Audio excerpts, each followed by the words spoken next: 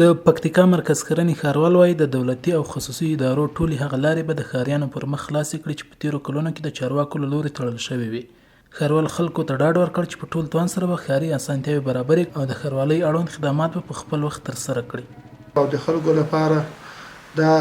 موقع مساعده کو چې هغه د موانع له ښار څخه وباسو او خلکو ته کوم چې دي تګ راتګ لارې دي کورونو ته دي مارکیټونو ته دي دکانونو ته هغه په اسانۍ سره وکولای شي چې هغه ځای ته ځان ورسوي. دا تړل شوې لارې هغه دولتي ادارو ته تللې چې تر ډېره د ولس کارونه پورې تړل شوي وو،